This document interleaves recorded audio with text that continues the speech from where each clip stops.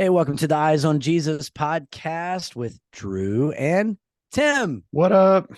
Good to be here. What up? Yeah, man. Really looking forward to this talk. We get to talk about some things that we've done recently with our families and how that relates to our relationship with God. So I'm really excited about that. Before we get to that, tell me about something exciting that God is doing in your life right now. Oh man, there's a lot going on at our church. There's a lot going on in ministry. For example, just we're seeing. I talked on this podcast recently about a change we did in our services, going to two services, having more of a response time at the end, Yeah. and we're seeing just a tremendous amount of people being willing to come forward. And it's a tough thing because as a pastor, you're like, I just wish people would come forward because they just want to. And it's like you kind of have to allow people that opportunity and show them before you can expect it from them. And so we just have people hungry coming up forward. It's out of my comfort zone to call people forward, to be listening to the Holy Spirit, to call things that I feel like he's, asking me to pray over. And so anyway, this is a fun season. It's challenging. It's people, we're seeing healings, seeing deliverances, we're seeing people step out of their comfort zone. And there's still a lot of people that are just kind of watching right now that I think are going to step out as well. And I'm just, don't want to do the church thing of just come in for an hour, leave and just live your life the rest however you want. Like that passion, that hunger, that desire for more. Yeah. Is something that's been on my heart for years now. And I just hope it can permeate through our church, through our area. Like we have people in businesses that are just inviting people left and right. We have a barber who just is constantly bringing people because he's cutting their hair. They're stuck there for 30 minutes and he's just telling them about Jesus. And I love Awesome. that because that's where the church is the church, in places of business and influence, spheres of influence. Also, we're going to see Sound of Freedom tonight. I've heard great things so far. Have you seen it? Ooh, I've heard great. Yeah, it's all over social media. Yeah, but I just love the fact it did 14 million on July 4th and Indiana Jones did 11. That is Gotta love so it. cool. And this has been such an amazing year for Christian movies. The Chosen's been going on for a bit now. We had Jesus Revolution. I saw God's Only Son. That was awesome. Come Out in Jesus' Name and Nefarious. I didn't see that one, but I've heard good things about that too. Those are just the ones I've seen, but it's a different culture from what it was 10 years ago, where I kind of dreaded seeing a Christian movie because I'm like, oh, I want to support this cause, but I just, cringe when, the actors and production quality and stuff is Yeah, on something screen. shifted around the prayer room movie. Is that what it was Yeah. called? The prayer The, room, war the, room, War war Room. room. Yeah. Yeah, something And shifted there's right been around good that ones like time. Courageous and, Yep. I forgot the other one, the marriage proof, the one with, anyway, I'm gonna ruin it. The anyway, there's The been some one where good this ones. happens at the end. Yeah, the one where the marriage fails and then it comes together. So anyway, there's been some good ones, but it's been sporadic. And then, then you have ones like God's Not Dead 8, or Right. whatever sequel Yeah. they're up to. And Yeah, I'm with anyway, you. I do think that something special is going on right now when Christians and non-Christians are recognizing that there's an issue. yeah. It's rare. It's rare these days. It's really Hmm. rare when those two populations come together. So that's been really, really great to see as uh, as we kind of recognize that something is happening with culture right now, and we're we talked about on one episode recently about a way that culture is maybe moving in the wrong direction, and how do we respond to that as Christians. Hmm. We also recognize when culture sees something and moves towards it, when Yeah. it comes to sex trafficking and Mhm. children going through the unimaginable. I also know that it's important not only for us when we're recognizing that, and as a group of Christians and a body of believers to see those kinds of movies and see those kinds of reminders of how we can be involved and how we can really live out the life of Christ. I also know that it's important for us to have those daily reminders and those moments in our life where we've kind of set ourselves up strategically to be aware of God, be aware of the presence of the Holy Spirit, and really put ourselves and our family in a place to really be in all of that. And that really led us to what we're talking about today. We both have had some vacation time recently, and that's allowed us to experience God on a really cool level. So I'll let you start with what vacation you took, and then really how you recognized God and the power of God in that, and then how important is it that we set up moments like that in our own lives. Yeah, so we did our family camping trip, which is away 4 hours away from where I am, and it's up in the woods. It's up by a lake. Lake is called Big Lake, a very clever name. And so we do that every year, and there's like 100 of us from the church that just get in this little loop, this big loop with this ramada in the middle, where we meet for times of worship and questions, fun questions, cornhole tournament, which is my favorite thing. And Nice. so we did that, and it's always a good time, but it's one of those things where when you get up there, there's a very clear delineation from where you lose cell phone signal. And coming up to camp every year, the first year was almost like going through withdrawal, because I wasn't expecting it. I thought I'd have some signal, right? And it's like, oh my gosh, I Right. don't. And so this year I was expecting it, but it's refreshing, and it's so needed, because I find myself, when I don't have my phone for anything besides a camera, I find myself like, oh, I should order this on Amazon real quick, or oh, I should Google this word and see what it means, or oh, I should see what's happening in the Yep. news right now, or apart from even social media, like we've done an episode on social media, and that's a big draw in for people, especially me, being that I do a lot of stuff on there. But You're already on the just Thread app. oh You're my already god, there. You got on it so quickly. It's been a day. I posted a story. I said, against my will, I'm on this new app, because it's like everyone's jumping on it, and it's like, fine, another social media site that I don't want to be on. It's like And so 19 far I now. hate I it, can't keep because it up. has I know. no like discoverability or searches or hashtags and stuff. Anyway, Yeah. follow me on the Thread app. Yay. Yeah. If it doesn't get, bought out and sued by Musk. Right. Oh But Lord. anyway, I had to check myself a lot with wanting to pick up my phone. And then that really made Yeah. me think that, wow, this is a big part of my day, by constantly checking it, by constantly picking it up, Yep. and new Yep. notifications. So I brought up the perfect book. I brought up a book called Get Your Life Back by John Eldredge.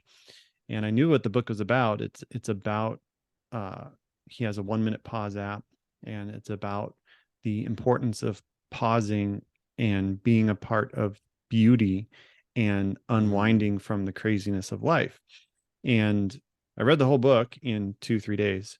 And most of the time I was out front in the morning with my coffee on my chair, watching the trees, watching squirrels play. It was just beautiful. And I'll go into some more detail. I'll let you tell your story. But for me, it was one of those things where our family camping trip, and then our men's retreat that's coming up, and we call it Unplugged because it's another area where you don't have cell phone signal, right? And every year you see guys come up and they're like, oh my gosh, like I can't talk to my family. I can't, see what's happening at work. And it's like that withdrawal. And so, but it's a good feeling. It helps you get back to kind of how we're created. Like, we weren't created to live at the speed of technology. We just weren't. Right. And one thing that stands out when John Eldredge talks about it is that we're not, our souls are not made to process tragedy that happens on the scale that we can see it. So when we see like a mass shooting, or we see like a hurricane or a tornado, or loss of life, or riots, and you name it in the news, for forever, you had your village, your city, your newspaper, and that's all that you saw. And now it's like instantly we're drawn in to that Worldwide crisis. Yep. And I had to, and like, that when I say it logically, but I had to think about that. Yeah. Like, when I get alerts, I'm like, oh my gosh, this is going on right now. Right. Like, it does something to your soul to try to process that, France. see the loss What's of going life. on in France this week? I'm just like, Yeah. Yeah. And so anyway, that it's a good check into how God created us and how he called us to appreciate his beauty and appreciate time with him away from the craziness of life. And so it was good for me. And so tell me about your story. You went to Banff. Went to Did you Banff, know Canada. Banff was the scene in the movie The Edge with Alec Baldwin, about the bear in Did you know I've never seen that 1997? movie? So right after you went, I listened to a podcast, and Alec Baldwin was talking to Dana Carvey and David Spade, and he's like, and I shot the movie The Edge in Banff. And I was like, where have I heard that name before? And I No was like, way. oh, that's That's where Drew super went. cool. Yeah. But it So looked if beautiful. so to the listeners, I will put Banff, Canada up against any place you've been. Okay. That's a And I bold don't mean statement. it's a bold statement. I'll put it up against any place you've been. If you don't believe me, go to Google, search Banff, Banff, Canada, look through some images. I will put it up against Italy. I'll put it up against Switzerland. I'll put it up against Sweden. I'll put it up against Iceland. I'll put it up against anywhere you've been. I'm not saying it's the best, because it's probably not the best, but it's top 5. It's without a doubt top 5. Well, the picture on your profile alone. It was incredible, man. It was incredible. Like people have told me like, "Oh, it looks beautiful." I'm like, the word beautiful does not give that enough credit. What I saw, what I witnessed, my mind literally could not comprehend. I'm not even kidding. When I was looking at Peyto Lake, which is this turquoise blue melted glacier lake in the middle of the Canada Rocky Mountains, I literally was like, how is heaven better than this? How am I to believe that there is something more majestic? And the fact that there is just got me so excited and so thrilled.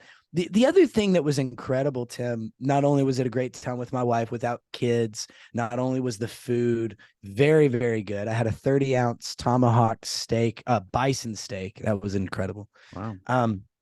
At a place called the Bison. Shout out the Bison.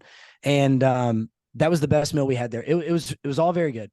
But while that was just such a great time, and while the scenery was incredible, what was even more compelling was the order and how everything was orchestrated. What do you mean by that? So there is no one that's going to convince me that someone didn't create what I saw. Yeah. There's too much intelligence behind it. There's no way. So we went to this one place called I'll get this wrong, but it was like Mistia, MYST, something like that, Canyon. Okay.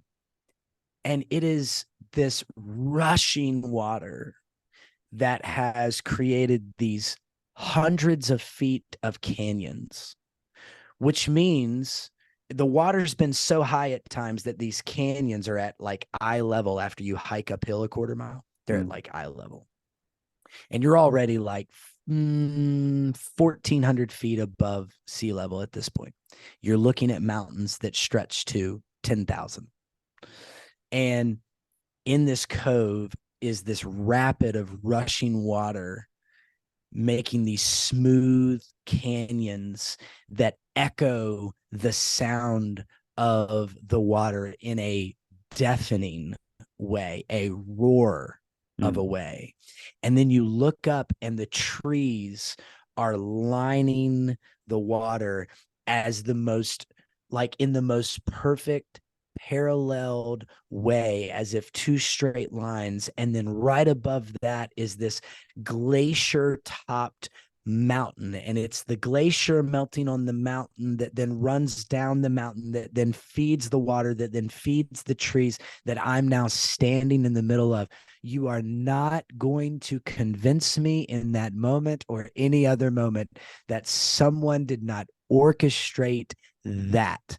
It's unparalleled, man. It was incredible. And so we had moments like that. We had moments where there was a waterfall that literally was just shooting out of the side of a mountain. So you just see nothing but concrete rock, and then boom, this spurt of a waterfall shooting out from a melted glacier, and you have no idea where it's coming from. We got to hike on a glacier, which was wild. It was so down on the ground, it was about 68 degrees and really sunny. And then we went and hiked a glacier, and it was like 20 degrees and about 35-mile-an-hour winds, and we were freezing cold. Wow. And we're standing on top of this mountain, on top of a huge, like Titanic-esque glacier. And just, you feel like you're on top of the world. I can't describe it enough. I can't recommend it enough. But as much as I'm like, you got to go to Banff, Canada, you really got to, so much more than that. You really got to take a pause and just be wowed by creation. Yeah. Banff is not a supporter of this podcast, but if you want to send us there, we can do a podcast. Like I would do several. Yeah. I would do as many travel as you log. let me. Oh my goodness. Poland and Banff. Let's do it.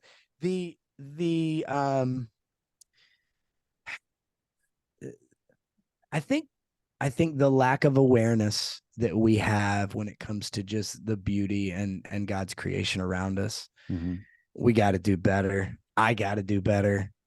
Banff was such a wake up call to be able to put your feet in rushing water, to be able to put your, to tilt your head up to the sunlight, to be able to be surrounded by something that, God had a hand in, to recognize how sophisticated it all was.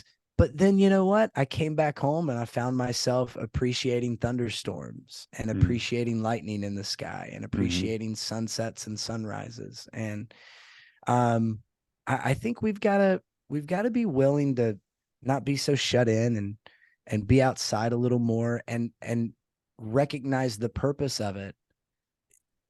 God created this for his children. Yeah.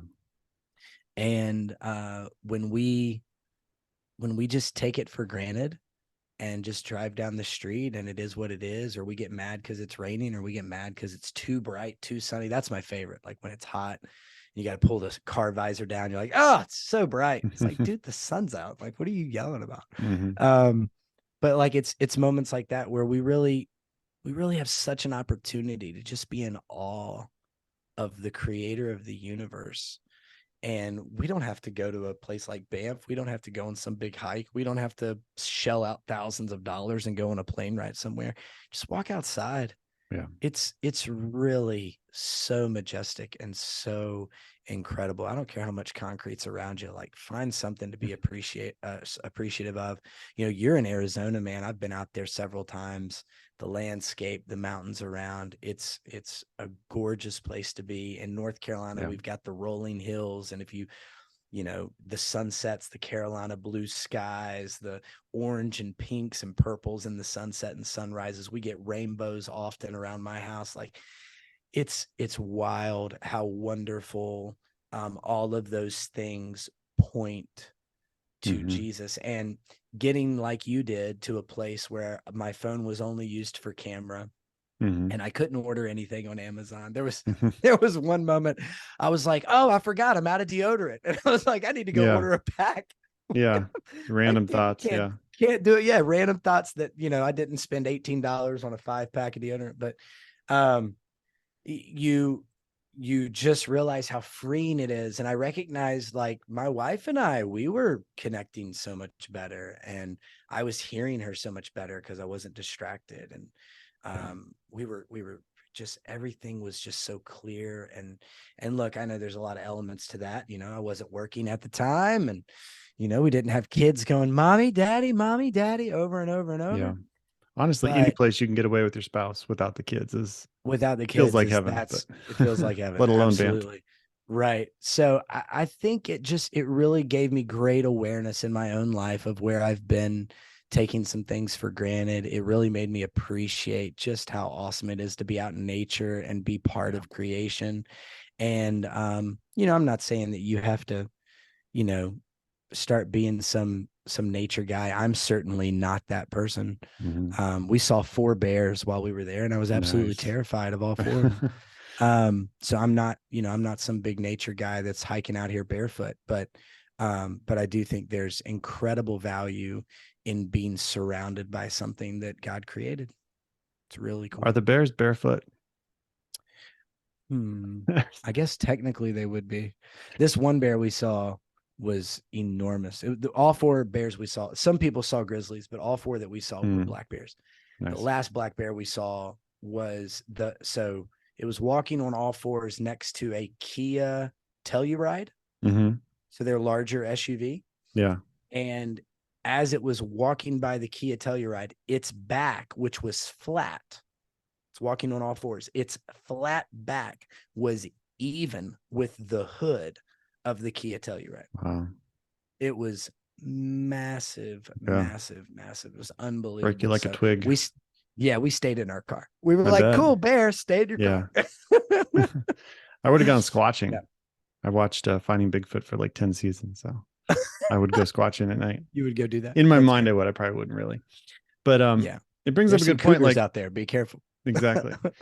Like you said, it's not just about this amazing trip once a year. It's really about finding that cadence in your daily life where you can detach from what is stressing you to focus on God. And even if it's in small moments, that's why I love John Eldredge. He has a 1-minute pause app where I've done it. I don't do it every day, but even 1 minute, you can do 5 or 10 minutes, but just to allow yourself to release things to God, to focus on him, and to give the stress of the day to him. And we see that in nature, because when we're in nature, like you said, you can't not focus on God. If you know him, you see him. Even if you don't know God, his handiwork's right in front of you. Yeah. And we're designed in that way to appreciate his beauty. That's why he created it. I mean, God is a designer. He created it for us to enjoy, to have dominion over, at the beginning and stuff. And so I love this quote from Augustine. He says, "We must empty ourselves of all that fills us, so that we may be filled with what we are empty of." We must empty ourselves of all that fills us, so that we can fill ourselves with what we're empty of. And when you talk about our daily grind, we fill ourselves with all kinds of stuff. We fill ourselves with things that we don't need to be filled with, or just the stress that creeps in. And so we have to empty ourselves first, so that we can then fill ourselves with God. Because if you think of ourselves like a vessel, and that vessel gets filled, there's no room to put anything unless you take stuff out and then put it in. And so to fill ourselves with God, oftentimes we don't hear God because we don't make room for him. We don't cloud the noise. Think of it like a white noise machine. If I try to talk to you and there's a white noise machine going off, you won't be able to hear me. And so a lot of what goes on in our life is like white noise. And then so we're like, how can I hear God? It's like, well, you need to turn off those things that are keeping you from hearing him. Turn off the distractions, right? We expect God to speak to us in these miraculous moments of open visions to heaven. And that's not how he speaks to us. He speaks to us in a still small voice when we make the time for him, because he desires us. He desires our time, but he's also not going to force himself on us. He's not going to force us to stop and read the Bible or to pray. He wants that. And, once in a while, he'll make it extremely clear that you need to do that now, right? Because we're stubborn. Yeah. But for the most of the time, he's waiting. He's waiting on us to realize that that's truly what we're longing for. And it doesn't mean that we take these massive trips or 8-hour hikes every day. It just, in those periods of time when you have a minute, when you have 5 minutes, when you're looking out a window, looking at nature, when you can remember, that was in the book too, with John Eldredge too, remembering times when you were in nature, remembering times of God's goodness, when you're stuck in an office for 10 hours, right?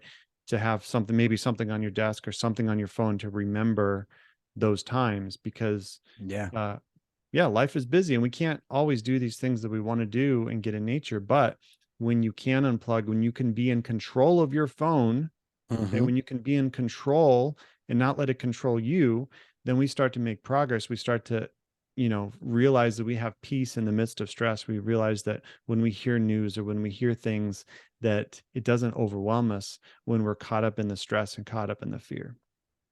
Yeah. And I think that starts in such a healthy place and can help you throughout your day more than you know.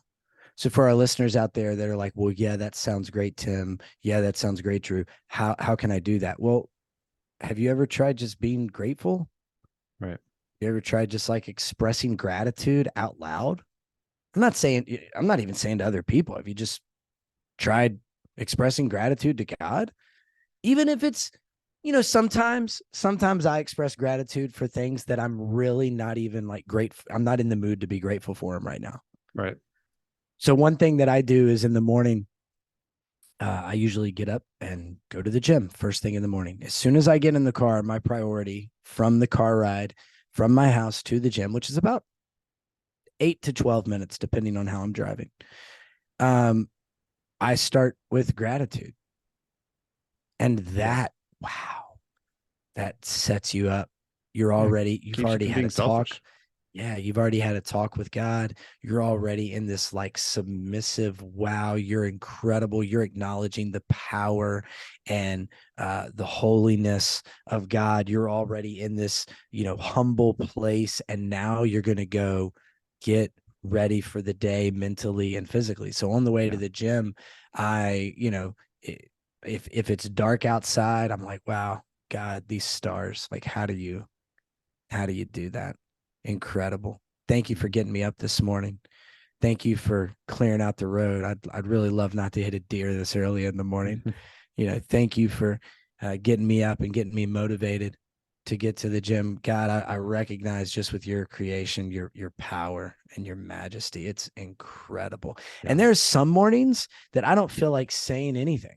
There's Mm-hmm. some mornings that I don't feel like expressing that. I don't feel like opening my mouth. I'd much rather just sit there and drive and, not, just let the radio play or whatever. But it's forcing yourself to get in this state, in this habit and this discipline of recognizing as soon as you wake up where you belong Mm-hmm. and recognizing who's really in charge. Then when you get to the gym, let's work out. Let's Mm-hmm. talk to people if they want to talk. I guarantee you'll be much more interested in sharing to them Jesus at that point because you've already spoken to him that morning, and it sets you up for the rest of your day. So I think being grateful, having gratitude, having that moment of prayer, that moment of pause, like you mentioned, I think anytime you can put those kinds of disciplines into your daily walk, it's going to be more beneficial to you than you know. So yeah, Banff, Canada was incredible. Do I think you need to shell out money and go to Banff? I do. Do I think you have to do that every day in order to acknowledge your proper place and God's proper place? Absolutely not. I'm sitting in an office right now, so I'll go small scale. I'm sitting in an office right now that has a hole in the ceiling. Excuse me, two holes in the ceiling. This weird board with a bunch of wires. It's like plywood. It's very man-made. We didn't make it. It was just in here. The walls are painted white, except for the part that's just to my left that you can't see because it's not on camera purposefully. It's got a small hole in it, and it's tan because that's what the walls used to be. I've got black carpet down that's not even like down. I just cut it and put it down. And then I did some things. I put this white chair in here, Yeah, you got painted an the awesome walls white white. I got chair. a awesome white chair, good stuff. The room is 9 feet by 6 feet. Tiny, tiny, tiny little room. Mm-hmm. Okay.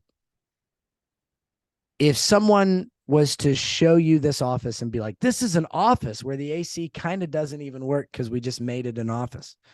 The majority of people, me included, would be like, good for you. Good for you. Good for you, bro. Way to go getting that 9 by 6 office with no windows and an electrical unit on the wall. Like, good for you. If I told you though that we prayed for this additional space in order for it to be dedicated to our children's ministry, and we finally had not only the money to do it, but God made a way for the people that were in this building originally to exit so that we could do it. and then I told you that that's where my office is, Mhm. it changes your level of gratitude. So yeah, I've had bigger offices than this. Yeah, I've had nicer offices than this. This is a really great office Mhm. because every time I walk into it, I'm reminded of what God has brought me and this church through and to, and it empowers me to have even higher hopes and higher faith for what's ahead. I think that's choosing gratitude. And if we can look at creation and we can look at what's around us and we can have moments on our phone where we take a pause and we go, you know what? If I'm really going to be honest, look at where I'm at. Look at what God's brought me to. Look at what God's, I might not be where I want to be, but I'm not where I used to be. Right. And look at where God's brought me. Man, that gives me such hope, such optimism, such faith heading forward. Just that will put you in a position to live out your day differently, to live out your day in a way that inspires others, I believe. Yeah. You can either look at the past and see where you failed and how you're not worthy and all this stuff, or you can look at the past and see God's goodness over your life and see Yep. where he's taken you and where you're going. And there's always a reason to be thankful. And I love, look at the Psalms. Like David was in the wilderness on the run and he still had a heart of thankfulness. Like he didn't know how it was going to Yeah. turn out. Like we Right. see the story now. We know that he became king when Saul was chasing him. We know that his son Right. Absalom died when he was chasing him on the run. And so we can see that now, but in the moment, David knew there was power in praise. There was power in thanksgiving and the heart of David to create all these Psalms and musicians for the first time in the Bible when David brought them into Jerusalem and created a tabernacle of praise where previously the tabernacle was outside the city. He put it in the heart of the city. And so when the heart of our figurative city, when the heart of our home and the heart of our soul is to praise God, like Mm-hmm. we give glory to who's worthy of it. And I was going to say too, when we talk about stepping away and appreciating beauty and nature and stuff in our current culture, there is an urgency for the non-urgent, and we have to eliminate the urgency for the non-urgent, meaning that there are some things that require urgency, right? A trip to the ER, someone is in pain, is hurting, a true problem at work, not just the 100 that you kind of sweep up throughout the day. Sure, there's urgent things, but what creeps into our life, I've found, is the non-urgent. The congregant that calls and wants to talk about how your sermon was heresy. You know, the the a parent that wants to tell you how you're parenting wrong, or calls you up, Yeah. when you're trying to have dinner and tries to intrude. There's 100 different examples of non-urgent things that can be addressed later.